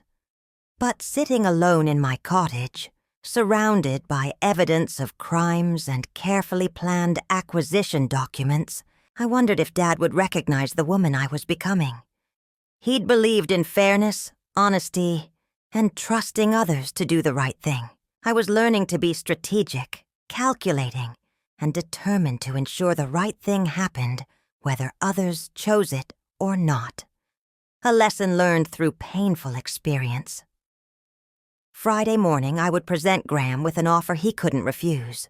Sometime after that, when the business acquisition was complete and my position was secure, I would present Eliza with evidence she couldn't deny or escape from. The timing would be absolutely perfect. The justice would be complete and comprehensive. And for the very first time since Dad's funeral, I would finally be in complete control of my own destiny and my entire family's future. At last. Friday morning arrived with the kind of crisp December clarity that made everything seem possible. I dressed carefully in my best business suit, the navy blue one I'd bought for client meetings but had never worn for anything this momentous. Today, I would present Graham with an acquisition offer that would transform both our lives. The meeting was scheduled for 10 o'clock at Winter's Logistics Solutions. I arrived 15 minutes early, sitting in my car in the parking lot, reviewing the pristine corporate restructuring documents that represented months of meticulous planning. James Crawford had outdone himself. The acquisition proposal was comprehensive, professional, and structured to solve every problem Graham faced while protecting my interests completely. Clark Strategic Holdings, LLC offers to acquire 100% of Winter's Logistics Solutions, the cover letter began. Assuming all existing debt obligations, retaining all current employees, and providing immediate working capital for operational improvements. The terms were generous almost to the point of charity. I would pay Graham $50,000 for his equity in a company worth less than its debts, assume responsibility for the $280,000 bank loan, and guarantee employment for all 7 current staff members. From Graham's perspective, it was salvation. From mine, it was strategic positioning for the larger game. Shelby met me at the reception desk, her face showing a mixture of relief and curiosity. "Graham's been pacing his office all morning," she said quietly. "I think he knows this meeting could change everything." "For all of us," I replied, meaning it more than she could possibly understand. Graham's office reflected his personality perfectly. Organized but anxious, competent but overwhelmed. Financial reports were stacked neatly on his desk, but his hands shook slightly as he shook mine. He looked like a man who hadn't slept well in months. "Marianne, I have to say, when Shelby mentioned you might be interested in discussing the business, I wasn't sure what to expect. Your consulting work has been impressive, but this..." He gestured at the acquisition documents I'd placed on his desk. "This is a serious business proposition," I said calmly. "I've reviewed your company's operations, analyzed the market opportunity, and concluded that Winter's Logistics has significant potential under proper management." Graham's face cycled through surprise, hope, and disbelief as he read through the offer. "You're willing to assume all the debt? Retain all employees? This is incredibly generous. It's good business. Your client relationships are valuable. Your market knowledge is extensive. And your operational challenges are solvable with adequate resources and decisive leadership. But why? You have your own consulting practice. Why take on the complexity of acquiring a struggling logistics company?" I'd prepared for this question, crafting an answer that was both honest and strategically incomplete. I believe in the industry. I see the growth potential, and I want to build something substantial. Your company provides the foundation for that vision. We spent the next 2 hours reviewing every aspect of the proposal. Graham's relief grew with each section. debt assumption, employee retention, operational investment, transition timeline. By noon, he was ready to sign. "I feel like I should ask why you're being so generous," he said, pen hovering over the signature page. "Because I believe in treating people fairly when possible," I replied, thinking about the irony of those words given what I knew about his wife's crimes. Graham signed the acquisition documents at 12:47 p.m. on December 15th. In that moment, I became the majority owner of Winters Logistics Solutions, with complete operational control and legal authority to restructure the company as I saw fit. "When do you want to announce the change to the staff?" Graham asked. "Monday morning." "That gives us the weekend to finalize the transition plan and prepare for the new operational structure." As I drove home with the signed documents, I felt a satisfaction deeper than any business success I'd experienced. Phase 1 of my strategy was complete. I now controlled the company that provided Eliza's primary source of financial security, though she had no idea her economic foundation had just shifted underneath her. That evening, I called Jonah to report the successful acquisition. How did Graham react? Relief, gratitude, and complete trust in my intentions. He has no idea he just handed control of his business to his wife's victim. And phase 2? Monday, I take operational control and begin restructuring. Shelby will become operations manager with a significant salary increase.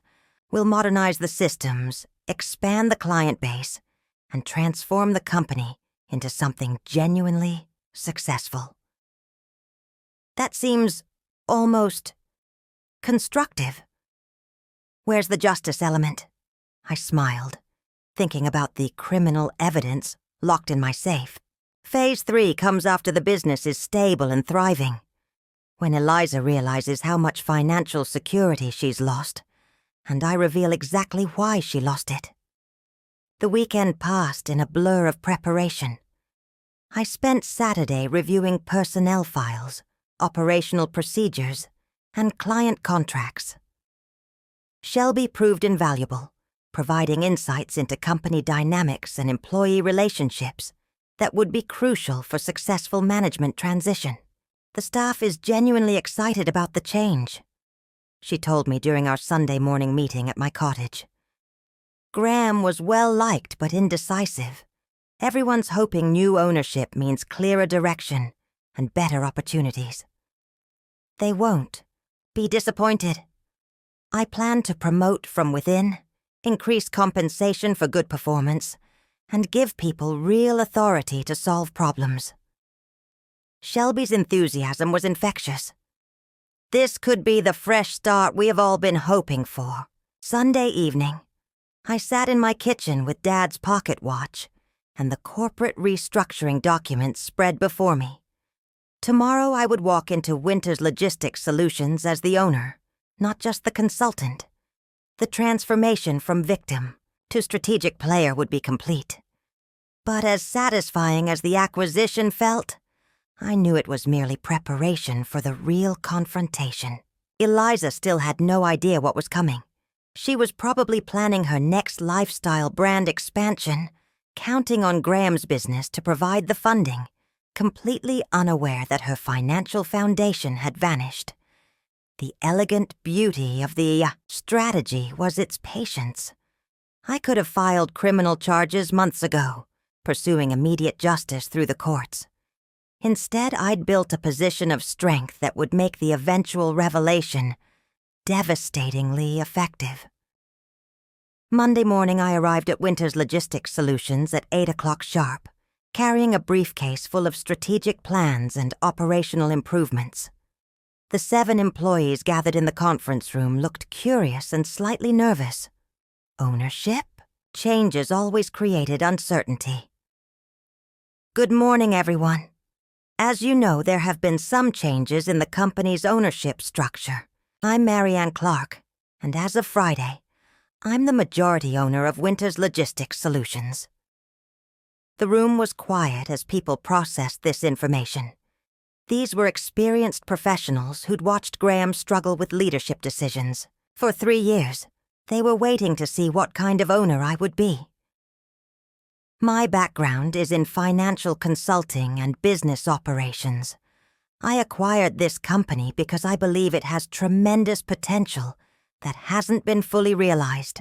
Over the next few weeks, we'll be implementing some significant changes designed to improve both company performance and employee opportunities. I outlined the restructuring plan.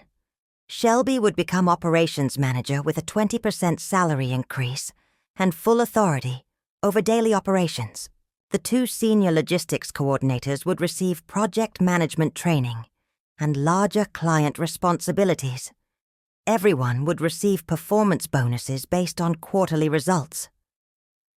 Graham will remain as a consultant through the end of January to ensure smooth transition, then pursue other opportunities. Questions? The questions were practical and positive. Concerns about client relationships, operational procedures, and growth plans. No one seemed worried about job security or fundamental changes to company culture. After the staff meeting, I spent the morning in individual conversations with each employee, learning about their roles, ambitions, and ideas for improvement. The picture that emerged was of a company with excellent people held back by indecisive leadership and inadequate resources. By lunchtime, I felt confident about the team I'd inherited. These were competent professionals who'd been waiting for someone to give them clear direction and adequate support. "How did the first morning go?" Jonah asked when he called at noon. "Better than expected. The staff is enthusiastic. Shelby is proving to be an excellent operations manager, and Graham seems genuinely relieved to step back from daily responsibilities." "Any word from Eliza about the ownership change?" "Not yet. Graham was supposed to. Tell her this weekend, but I suspect he's been avoiding that conversation." "Why?" "Because he knows she'll be furious about losing her source of funding for the lifestyle brand expansion." That afternoon brought the call I'd been expecting. Graham's voice was tight with stress when he asked if we could meet privately. "Eliza's concerned about the ownership change," he said carefully. "She wants to understand how this affects the family's financial planning." "What specifically concerns her?" "She was counting on significant cash distributions from the business to fund some projects. The acquisition changes those assumptions." I felt a moment of genuine sympathy for Graham, caught between his business responsibilities and his wife's financial expectations. Graham, the company was losing money and facing bankruptcy. There were never going to be significant cash distributions under the previous structure. "I know that. You know that. But Eliza..." He trailed off, unable to finish the sentence. "Eliza doesn't understand business realities," I completed for him. "She wants to meet with you, to discuss the transition and how it affects her plans." This was the moment I'd been preparing for. "Of course, I'm happy to explain the business rationale and future projections. We scheduled the meeting for Thursday afternoon at my office. Neutral territory where I would have every advantage. Eliza would come expecting to charm or intimidate the woman who disrupted her financial plans. Instead, she would encounter someone who knew exactly who she was and what she'd done. The final pieces were falling into place. The business acquisition was complete and successful. The staff transition was proceeding smoothly. Graham was relieved and grateful, and Eliza was about to discover that her victim had become her judge. Thursday afternoon, I would face my sister across a conference table as the owner of her husband's company. Friday morning, I would decide whether to reveal the criminal evidence that could destroy her completely. Dad's pocket watch ticked steadily on my desk, counting down to the confrontation that would determine not just my future, but the future of our entire family. 3 generations of Clark men had believed in trusting others to do the right thing. The first Clark woman to own a business was about to prove that sometimes doing the right thing required ensuring it happened yourself. Thursday afternoon arrived gray and cold, matching my mood as I prepared for the confrontation I'd been orchestrating for months. I'd chosen to hold the meeting at my cottage rather than a neutral office. This needed to feel personal, intimate, and completely under my control. The company ownership certificate lay framed on my kitchen table, surrounded by the criminal evidence Tim had uncovered. Bank statements, forged signatures, and expert testimony that could send Eliza to prison. I'd spent the morning arranging everything with deliberate precision, like setting pieces on a chessboard for checkmate. At exactly 3 o'clock, I heard Eliza's BMW pull into my driveway. Through the window, I watched her sit in the car for a moment, probably steeling herself for what she assumed would be a difficult but manageable conversation. She had no idea she was walking into an ambush. I opened the door before she could knock, greeting her with a smile that felt foreign on my face. "Eliza!" Right on time. She swept past me into the cottage, her designer coat and boots making my modest home look even smaller. Everything about her radiated confidence and control. The perfectly styled hair, the expensive handbag, the practiced smile that had charmed her way through life. "Marianne, I have to say I'm surprised by this sudden interest in business acquisitions. When did you decide to become an entrepreneur?" "About 4 months ago," I said, leading her to the kitchen table where the ownership certificate waited. Right around the time I realized some people in this family had been playing games I didn't understand. Eliza's eyes swept over the document, and I watched her face change as she processed what she was seeing. "You actually bought Graham's company? The entire thing? Every share, every asset, every debt. As of last Friday, I own Winter's Logistics Solutions completely." She sat down heavily, her composure cracking slightly. "But why? What possible interest could you have in a struggling logistics company?" I poured myself tea, deliberately taking my time. "It's not struggling anymore.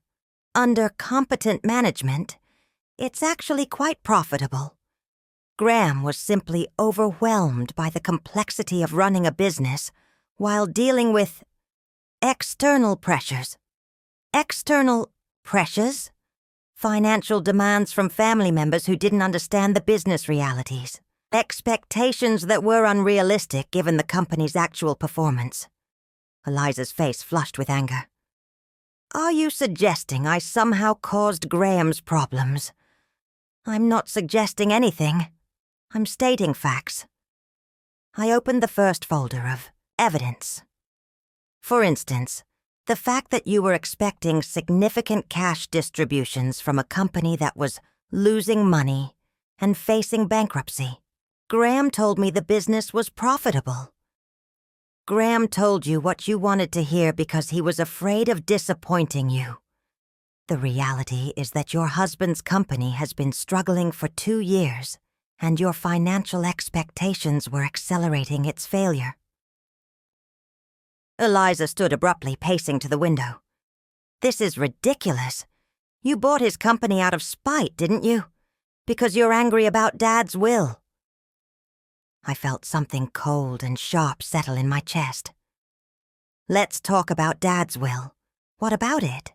Let's talk about how you manipulated a dying man into changing legal documents that represented 30 years of his intentions." Eliza turned to face me, her expression shifting from anger to calculation. "Dad made his own decisions about the inheritance.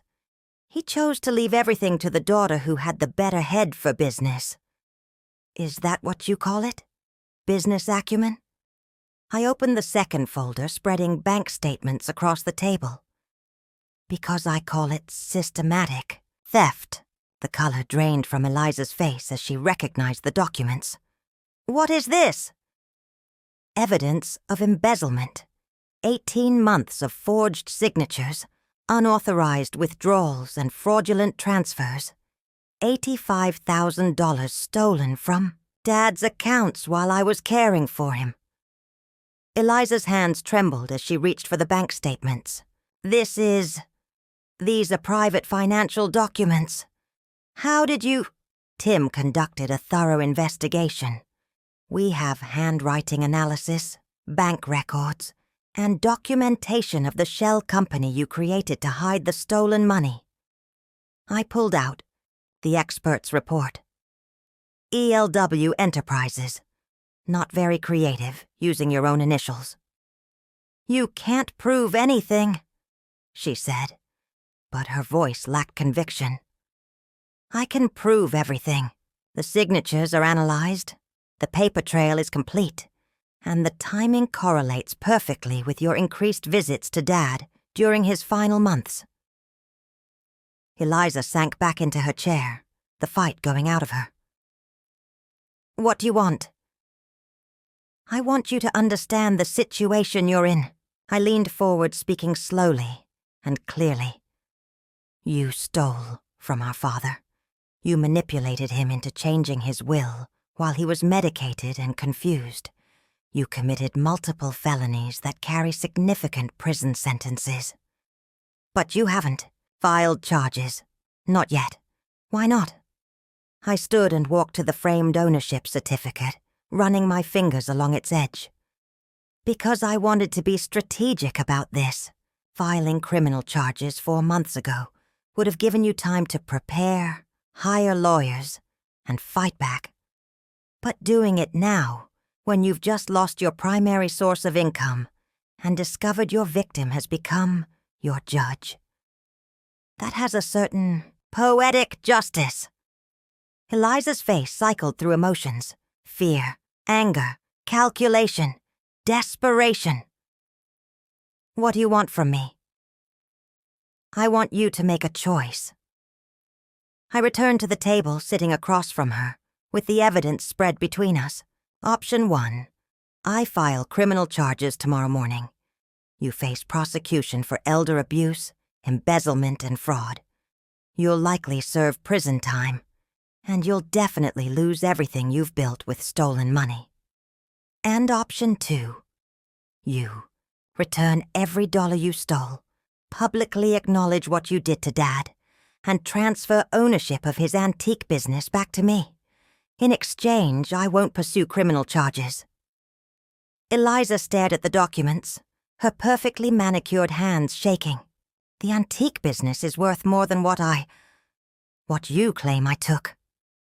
The antique business, plus the house, plus the money you've already spent on your lifestyle brand expansion. Yes, it's worth more than $85,000. Consider the difference payment for 24 years of watching you be the favorite, while I sacrificed everything for this family. I can't just transfer her property ownership. You can, and you will. Tim has already prepared the paperwork. All you need to do is sign. Eliza was quiet for a long time, studying the evidence that could destroy her. When she finally spoke, her voice was barely a whisper. How long have you been planning this? Since the day I found out what you'd done to Dad. Since I realized that being the good daughter, the loyal sister, the one who always put family first, meant nothing when balanced against your ambition. I never meant to hurt Dad. You stole from him while he was dying. You manipulated him into betraying his promises to me. You did it systematically, deliberately, and without remorse. I leaned back, feeling the satisfaction of finally speaking, truth to power. The only thing you regret is getting caught. Eliza's composure finally cracked completely. Tears streamed down her face, smearing her perfect makeup. Please, Marianne, I'll make it right. I'll pay back the money. But please don't destroy my life over this. I'm not destroying your life. I'm giving you a choice to save it. What about Graham? He doesn't know about any of this. If this comes out, it will ruin him too. Graham is better off without you. Under my management, his company is already more successful than it ever was under his stressed leadership. He's finally free to focus on what he does well, without worrying about your impossible financial demands. Eliza wiped her eyes, trying to salvage some dignity. And if I choose option 2, if I give you everything back, then you rebuild your life honestly, using your own talents instead of stolen money. You figure out how to fund your business expansion without relying on family resources. You learn to live within your means. And our relationship? I considered this carefully. We'll never be close again. Too much has happened. Too much trust has been broken. But we can be civil. We can be family. Members who coexist peacefully, rather than enemies who destroy each other. Eliza was quiet for several minutes, weighing her options. Finally, she nodded slowly. I'll sign the papers. I'll transfer everything back to you. All of it. All of it. The house, the business, whatever money I can recover from the lifestyle, brand investments. I pulled out the legal documents Tim had prepared. These transfer ownership of Dad's property back to his estate, to be distributed according to his original will. You'll also need to sign an affidavit, acknowledging your actions and agreeing to the restitution terms. Eliza read through the documents with the careful attention of someone who understood she was signing away her comfortable life. This is really happening, isn't it? After all these years, you're finally getting your revenge. This isn't revenge. This is justice. If it were revenge, I'd have had you arrested months ago and let you face the consequences publicly. Instead, I'm giving you a chance to make things right privately. Some chance. I'm losing everything. You're keeping your freedom, your reputation, and your marriage. That's more than you deserve after what you did to Dad. Eliza signed the papers at 4:47 p.m. on December 21st. In that moment, I reclaimed the inheritance that should have been mine, recovered the stolen money, and regained the family business that represented Dad's life work. As she prepared to leave, Eliza turned back to me. How does it feel? Getting everything you wanted? I didn't get everything I wanted. I wanted Dad to keep his promises. I wanted him to value the daughter who sacrificed everything for family. I wanted 24 years of my life back. I stood by the window watching her car disappear into the December twilight. But I got justice, and sometimes that has to be enough. That evening, I sat alone in my cottage with Dad's pocket watch and the signed transfer documents. The ownership certificate for Winter's Logistics Solutions hung framed on the wall. But more importantly, the original deed to Dad's house and antique business was back in my possession. The game was over. The victim had become the victor. And for the first time in months, I felt something approaching peace. 6 months later, I stood in the doorway of what had once been Clark & Sons Antiques, now transformed into something that honored the past while embracing the future. The new nameplate beside the entrance read, Clark Heritage and Courtier, in elegant bronze lettering that caught the morning sunlight. Below it, in smaller script, Fine Antiques and Estate Consulting Services.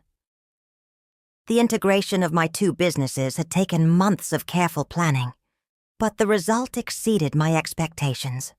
The front half of the building showcased Dad's carefully curated antique collection, while the back offices housed my consulting practice. Shelby had proven invaluable in managing the logistics company's transition to our new headquarters, and the synergy between all three operations created something genuinely innovative. It's remarkable what you've accomplished. Jonah said, joining me for our traditional Tuesday morning coffee. The past 6 months had transformed him from mentor to true partner. His investment in Clark Heritage & Co. had provided the capital needed for expansion, while his strategic guidance helped navigate the complex integration. Some days I still can't believe it's real, I admitted, watching Shelby coordinate a delivery of restored furniture, while simultaneously managing a client call for the logistics division. Last year at this time, I was packing boxes in my childhood bedroom. Now I employ 12 people across 3 integrated businesses. The numbers were impressive, but the personal satisfaction ran deeper. We'd not only retained all of Graham's former employees, but expanded the team significantly. The logistics division was thriving under Shelby's management. The antique business had found new life with my consulting expertise, and the estate services division was building a reputation throughout New England. Any regrets about how you handled the Eliza situation? Jonah asked, settling into one of Dad's restored Windsor chairs. I considered the question carefully. The past 6 months had given me time to process everything that had happened, to examine my choices and their consequences with the clarity that only comes with distance. No regrets about seeking justice, I said finally. But sometimes I wonder if there might have been a different path that preserved more of our relationship. She made her choices, Marianne. You gave her options most people in your situation wouldn't have offered. That was true. Criminal prosecution would have been simpler and perhaps more satisfying in the short term. Instead, I'd chosen a path that allowed Eliza to maintain her dignity while making complete restitution. The transfer of Dad's property had been handled quietly, without public scandal or family humiliation. How is she managing? I asked, though I wasn't sure I wanted to know the answer. According to Tim, she's actually doing well. The lifestyle brand is smaller than she'd planned, but it's profitable and growing steadily. She's learned to operate within realistic financial constraints. And Graham, thriving, without the stress of business ownership and Eliza's financial pressure. He's discovered he actually enjoys logistics work. He's talking about starting a specialized consulting practice focused on small manufacturers. This news brought me genuine satisfaction. Graham had been collateral damage in Eliza's schemes, and seeing him find professional fulfillment felt like an unexpected bonus to the justice I'd pursued. The bell above the front door chimed, and I looked up to see Tim entering with a manila folder that immediately caught my attention. Over the past 6 months, his visits had become regular occurrences, sometimes for business, sometimes for family, and occasionally for matters that bridged both categories. Morning, Marianne. Jonah. He set the folder on the counter with the deliberate care that meant it contained something significant. I have some news about the estate settlement that I think you'll want to hear. I joined him at the counter, noting the thickness of the folder. What kind of news? Good news, mostly. The forensic accounting is complete, and we've recovered more than we initially expected. He opened the folder to reveal financial statements and asset documentation, including the antique business and the house. Total restitution comes to just over $400,000. The number was staggering. I thought the theft was $85,000. The direct theft was $85,000. But the lifestyle, brand expansion, the Boston townhouse improvements, and several other expenditures were funded with money that should have gone to Dad's care or remained in his estate. When you factor in lost investment growth and the actual value of recovered assets, the total is much higher. I studied the documents, seeing my father's life work quantified in columns of numbers. And Eliza has agreed to all of this? She has. Her attorney negotiated some payment timelines, but everything will be transferred within the next 60 days. Tim's expression was carefully neutral. There's one more thing. She's asked if she could see you, to apologize properly. The request caught me off guard. For 6 months, we'd maintained complete separation. No family gatherings, no casual encounters, no communication beyond what was necessary for the legal transfers. I'd assumed that's how things would remain indefinitely. What did you tell her? That, I'd ask. But the decision was entirely yours. There's no legal requirement for you to meet with her, and no pressure from anyone to do so. I walked to the window overlooking Main Street, watching the familiar rhythm of small-town life. Children walking to school, shopkeepers opening their doors, neighbors greeting each other with the casual warmth that defined communities like Millbrook. This was the life I'd chosen, the place I'd decided to rebuild my future. I'll think about it, I said finally. Tim nodded and gathered his papers. Take your time. The offer remains open whenever you're ready. Or if you're never ready, that's fine too. After he left, Jonah and I sat in comfortable silence for a while. The morning light streamed through the antique glass windows, casting familiar patterns across the restored wooden floors. This space held so many memories, of Saturday mornings helping Dad, of learning to see stories in objects, of discovering my own eye for authenticity and value. You know what I realized? I said eventually. What's that? This was never really about revenge, even though it sometimes felt like it. It was about reclaiming something that was taken from me. Not just the inheritance, but my sense of self-worth, my belief that doing the right thing matters. And now? I gestured around the thriving business, thinking about the employees whose livelihoods I'd helped secure, the clients whose problems I'd solved, the family legacy I'd preserved and expanded. Now I know it does matter. Maybe not in the way I expected, but it matters. The bell chimed again, and Shelby appeared with a tablet full of scheduling requests and operational updates. Sorry to interrupt, but we've got 3 new client inquiries for estate consulting services, and the furniture restorer in Montpellier wants to discuss a partnership arrangement. I smiled, feeling the familiar satisfaction of building something meaningful. Schedule the client meetings for tomorrow afternoon, and set up a call with the restorer for Friday morning. As Shelby headed back to her office, I noticed Dad's pocket, watch sitting in its place of honor on the main display case. It still kept perfect time, but more importantly, it had become a symbol of continuity, connecting the past I'd honored with the future I was creating. That evening, I sat in my cottage kitchen with a cup of tea and Tim's folder, reviewing the financial documents that represented the completion of my long journey toward justice. The numbers told a story of systematic betrayal followed by comprehensive restitution, but they couldn't capture the personal transformation that had made it possible. I thought about the woman I'd been 6 months ago, grieving, displaced, convinced that she'd been discarded by her own family. Then I looked around at the evidence of who I'd become. A successful business owner, an employer who took pride in her team's growth, a community member who'd found her place in the world. My phone rang, displaying Eliza's number for the first time in 6 months. I stared at it for several rings before answering. Hello, Eliza. Marianne.